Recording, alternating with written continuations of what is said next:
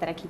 Vamos a hablar un poco de adenopatías en pediatría, de cómo abordarlas. Las adenopatías asustan mucho a la gente, a los pediatras, asustan a todo el mundo y más si se asocia a una LDH elevada. Entonces ese es el corre-corre y terminan los pacientes donde el hematólogo, a veces con mucha prisa y sin necesidad de llegar a un especialista.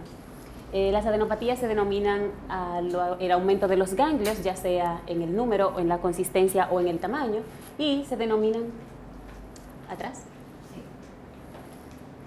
se denominan adenitis o linfadenitis.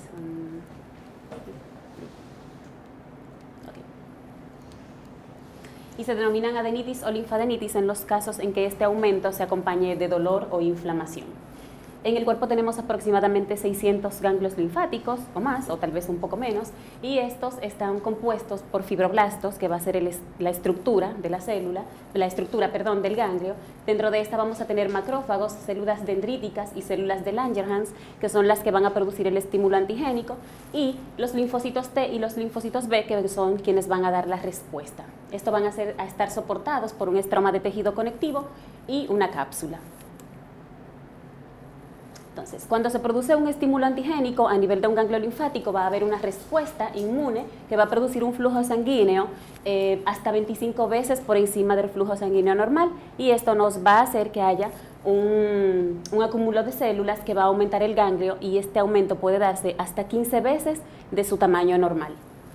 Después de un episodio de hiperplasia funcional, por la razón que sea, por un virus, una bacteria o lo que sea, el componente celular va a volver a la normalidad, y después de esto el ganglio pudiera verse normal, pero si el estroma persiste grande, entonces podemos tener un ganglio palpable por un tiempo largo sin que éste tenga ningún problema, sin que haya una adenitis o sin que haya una adenomegalia per se.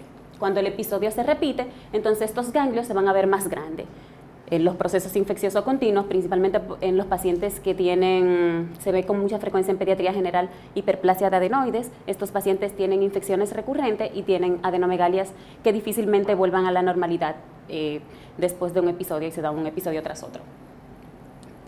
Entonces, con frecuencia en los niños sanos vamos a palpar ganglios secundario a procesos infecciosos, como dije, o a procesos virales que se dan, y la regresión del ganglio puede ser lenta y se encuentra con otro proceso infeccioso que aumenta el ganglio, y entonces la mayoría de los niños vamos a palparle ganglios que casi siempre son benignos. En el 34% de los recién nacidos podemos verlos, y en el 57% de los lactantes.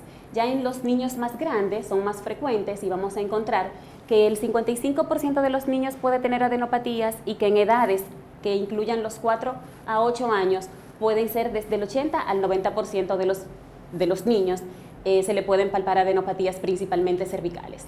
Ya la localización epitroclear o supraclavicular son poco frecuentes, y estas sí son adenopatías que hay que estudiarlas porque se asocian a procesos malignos con mayor frecuencia. La clasificación: se consideran normales cuando superan 1 centímetro de diámetro. Ese es un número simplemente que tiene que tener sus acepciones. Por ejemplo, un ganglio de 1 centímetro en un recién nacido es un ganglio que debe preocupar, pero un ganglio de menos de 2 centímetros en un niño con hipertrofia de adenoides, o en un niño que está en el desarrollo y que siempre está en contacto con más niños, que está en el jardín o que está en el colegio, podemos dejar un ganglio de 2 centímetros en observación sin asustarnos, sin preocuparnos. Se clasifican en localizados, estos que se encuentran en una sola cadena ganglionar, o generalizados, que son los que se asocian a adenopatías cervicales, inguinales o axilares. Situaciones que se pueden confundir con adenopatías en pediatría: está el quiste tirogloso, los traumas de los tejidos blandos que causan hematomas que se pueden calcificar. Lo vemos mucho en los bebés que nacen por parto normal, que tienen alguna dificultad para el parto, para parirlos, por decirlo de una forma. Parotiditis, higromas, hemangiomas, restos branquiales, lipomas, hernias inguinales se pudieran confundir con adenopatías, o las adenopatías confundirse con esas patologías. las causas. Enumeramos 5 causas posibles de adenopatías en pacientes pediátricos. La proliferación de los linfocitos y macrófagos intrínsecos como respuesta inmune a una infección, que se ve con frecuencia en las infecciones virales, infiltración de células extrínsecas como los neutrófilos en las adenitis bacterianas, proliferación neoplásica de linfocitos y macrófagos en los linfomas, infiltración de células metastásicas, como por ejemplo en los neuroblastomas, que tienden a provocar adenomegalias, infiltración por macrófagos cargados de depósitos de metabolitos, que esto es en las enfermedades por acúmulos de lípidos. De las infecciones que pueden cursar con adenomegalias, vamos a tener las virales, bacterianas, micobacterias, protozoos, espiroquetas. De las neoplasias, las más frecuentes provocando adenopatías son los linfomas y las leucemias y, como mencioné ahorita, la infiltración por tumores sólidos. Fármacos como el alopurinol, la penicilina, las cefalosporinas y la fenitoína, y otros que no son tan frecuentes en el uso de pediatría, pues quise enumerar solamente estos, que son lo que uno usa con más frecuencia. El uso prolongado pudiera condicionar a que hayan adenopatías.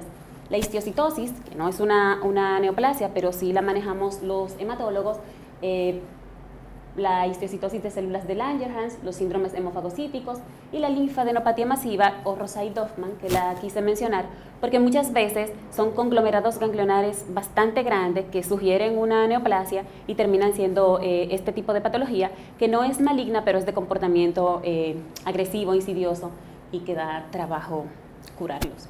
Entonces, enfermedades autoinmunes como el lupus eritematoso sistémico, la artritis reumatoide juvenil, y enfermedades endócrinas como Addison e hipertiroidismo. Las enfermedades de depósito también pueden cursar con adenomegalias como el Gaucher o el Niemann-Pick, y dentro de las misceláneas está el Kawasaki, que ya se ha hablado mucho en estos días de Kawasaki, Kikuchi, la enfermedad de Castleman, la amiloidosis, etc.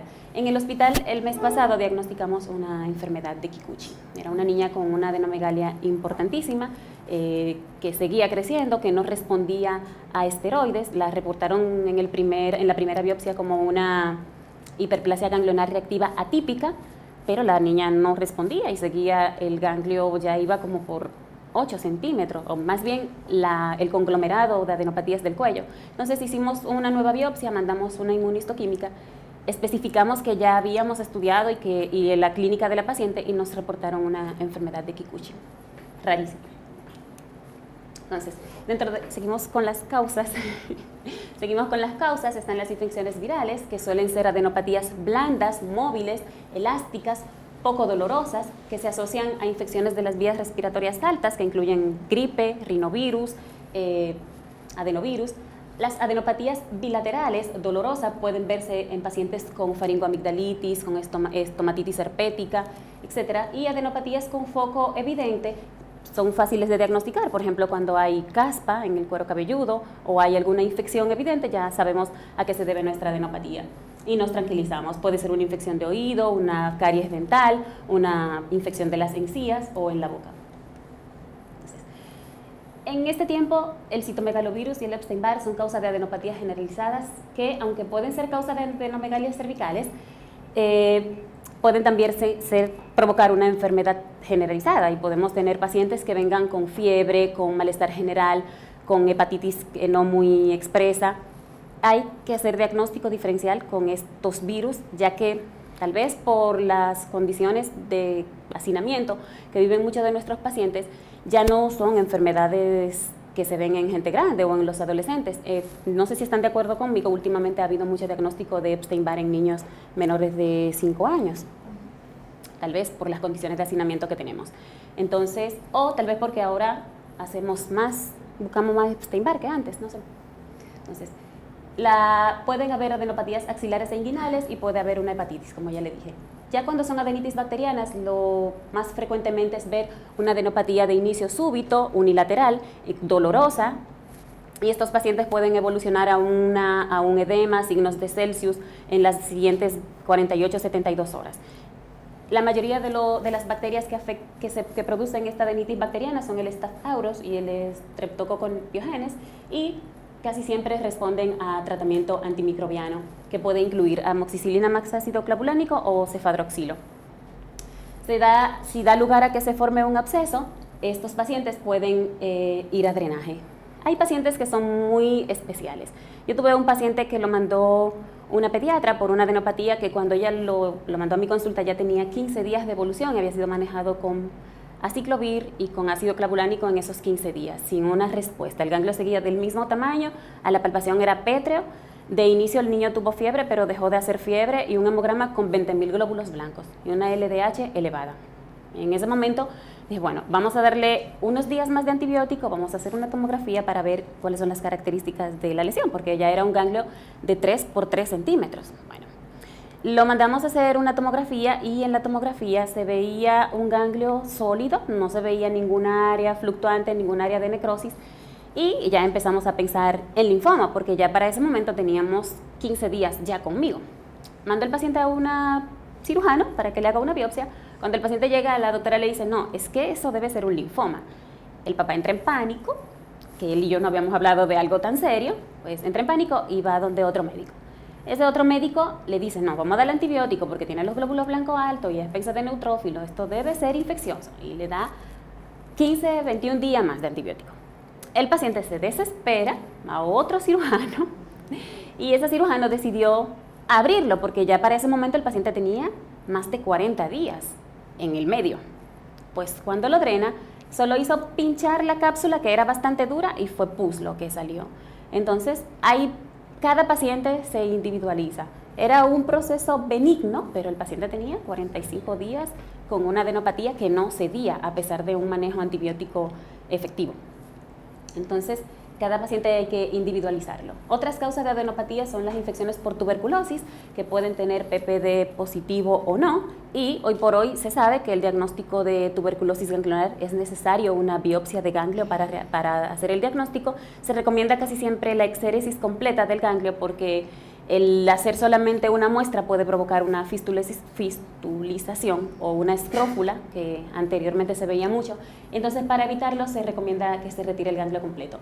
Otra causa importante de adenopatías generalizadas es las infecciones por virus de inmunodeficiencia adquirida, perdón, virus de VIH, o de inmunodeficiencia humana, que se presenta con adenopatías en la nuca, pueden ser en la ingle y pueden disminuir de tamaño, pero difícilmente desaparecen después que el paciente ya tiene el síndrome de inmunodeficiencia adquirido instalado.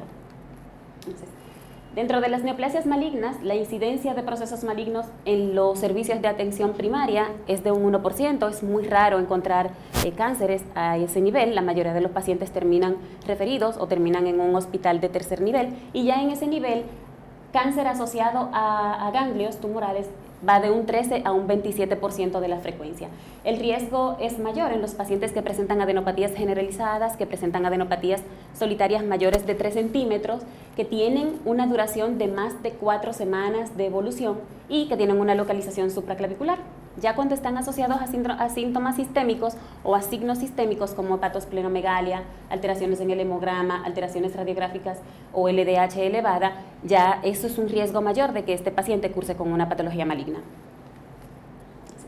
El 50% de los pacientes con leucemia tienen adenopatías al diagnóstico. Casi siempre son generalizadas y casi siempre están asociadas a otra cosa. No todo el que tenga muchas adenopatías va a tener una leucemia. Sí, el que tiene adenopatías asociadas a visitopenia, sí podemos sospecharlo, o que tenga adenopatías asociadas a dolor óseo, sí debemos pensar en leucemia, pero muchas patologías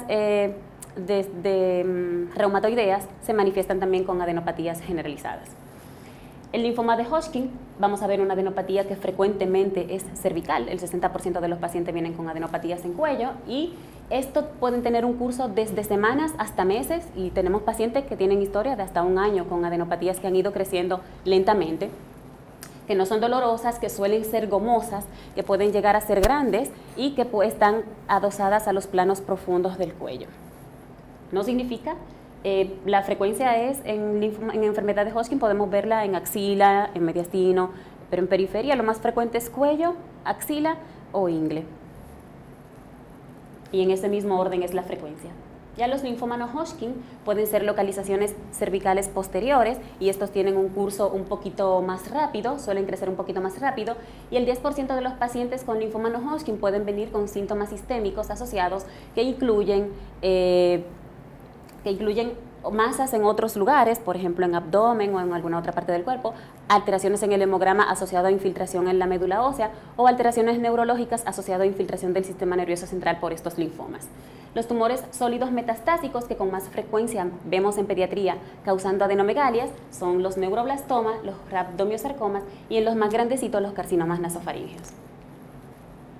Que debo ser honesta, en mi entrenamiento yo nunca vi un carcinoma nasofaríngeo y aquí en el hospital, después que soy oncóloga del hospital, tenemos aproximadamente 12 casos nuevos de carcinoma nasofaríngeo, de los cuales el 90% vino con ganglios aumentados en el cuello. Al examen físico, cuando estamos investigando una adenomegalia, debemos tomar en cuenta lesiones cutáneas que puedan provocar el aumento de esos ganglios, revisar la orofaringe, buscando una faringoamigdalitis que pudiera estar provocando esto, hepatosplenomegalia, para asociarlo a otras patologías. Recordar que no siempre la hepatosplenomegalia nos va a hablar de un proceso maligno. Como dijimos ahorita, la mononucleosis infecciosa pudiera provocar hepatosplenomegalia también. La localización más frecuente es la cervical y en los casos de localizaciones supraclavicular, el 75% de los pacientes pediátricos con adenopatías supraclaviculares tienden a tener una malignidad.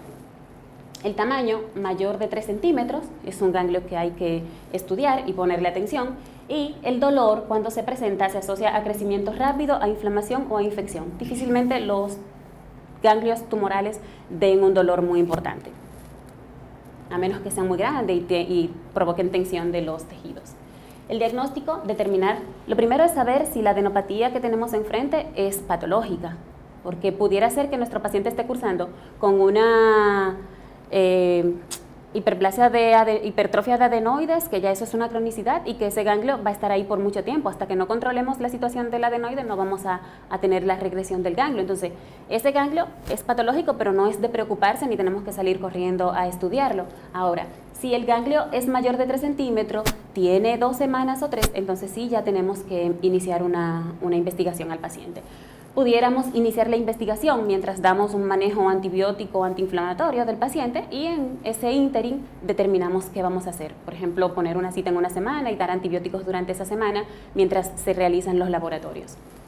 La ubicación, como dijimos, si es supraclavicular, si es epitroclear, si es retropopliteo, si es en la cara anterior del codo. La duración, si es de más de 4 semanas de evolución.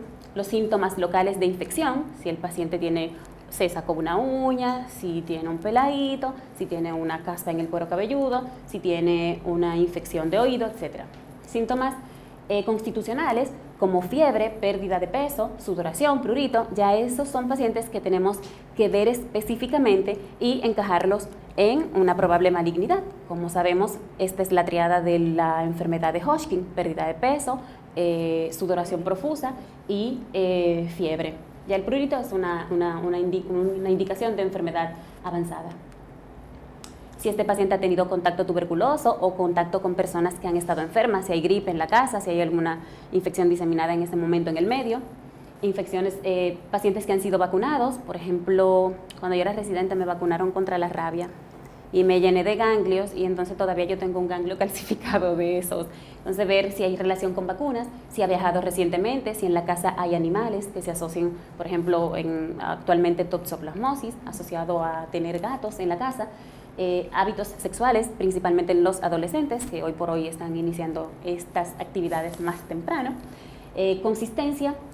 Los ganglios malignos tienen casi siempre una consistencia dura, gomosa, que no permite que lo movamos fácilmente. Suelen ser fusionados, o cuando uno lo palpa paciente, que son varios ganglios dentro de la misma lesión, que se le llaman conglomerados ganglionares, y no suelen ser móviles.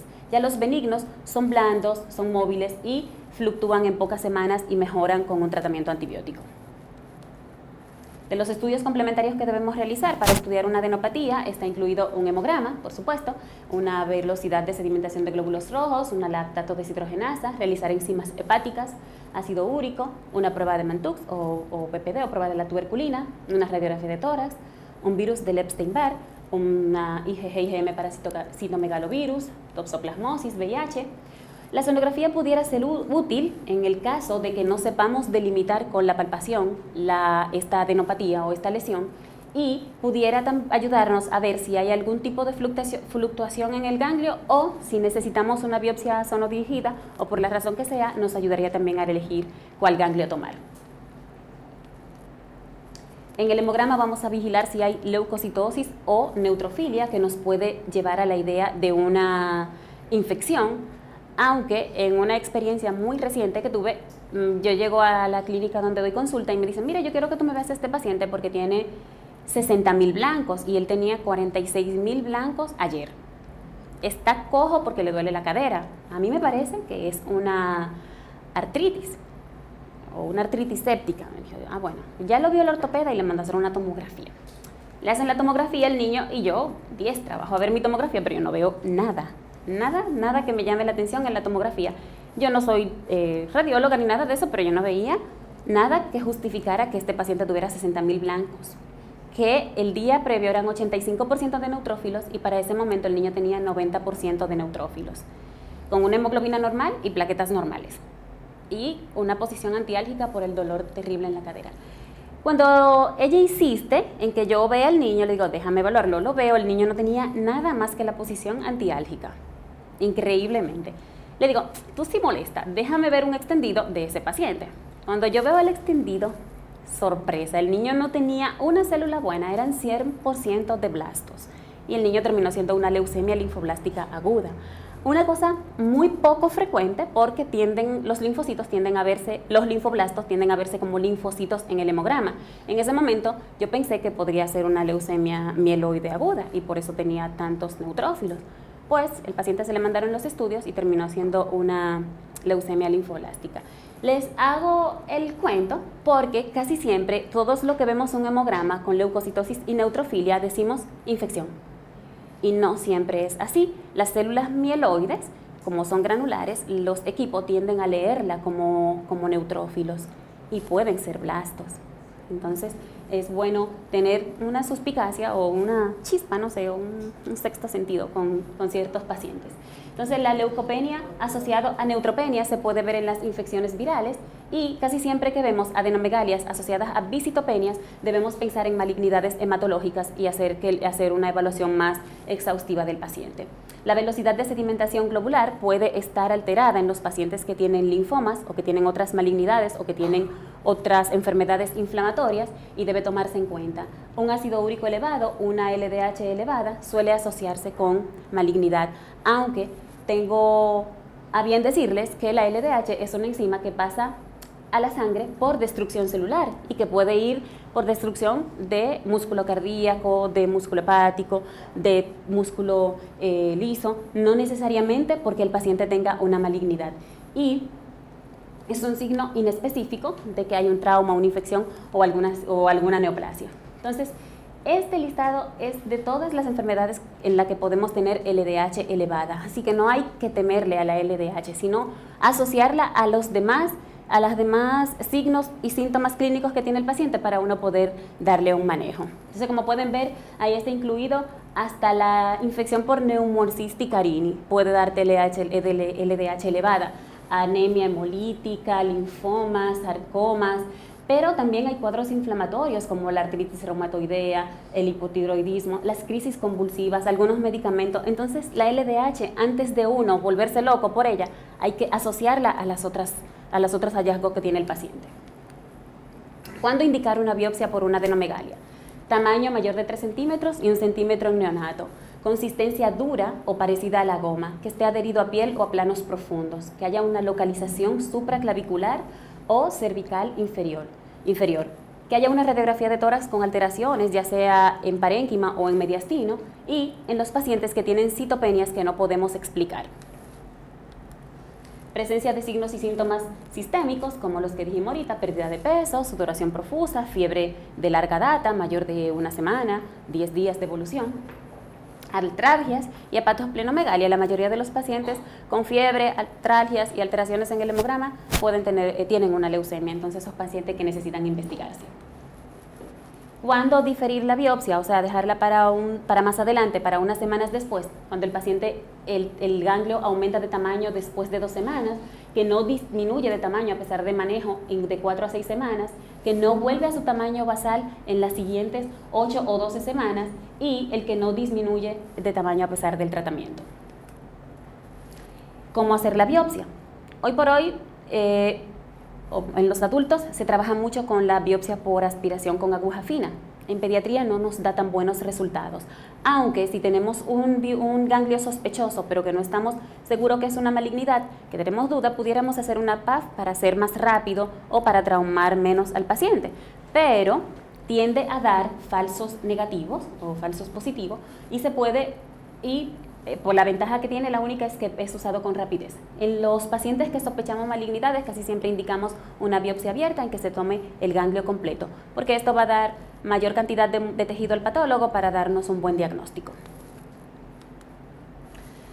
¿Cuándo referir a cirugía o a hematoncología para una biopsia o para un estudio más profundo? Si la historia clínica y la exploración física nos sugieren una etiología infecciosa, si hay necesidad de realizar una biopsia, claro, lo mandan al cirujano, ausencia de respuesta al tratamiento antibiótico o antibioterapia endovenosa, una fluctuación que sientas que ya puede drenar y que necesita que un cirujano lo puncione, o adenopatías iliares y mediastínicas asociadas o sospecha de infección por micobacterias atípicas en la que necesita una exéresis completa o enfermedad tuberculosa, para lo que dijimos ahorita, evitar la fistulización. ¿Alguna pregunta o comentario?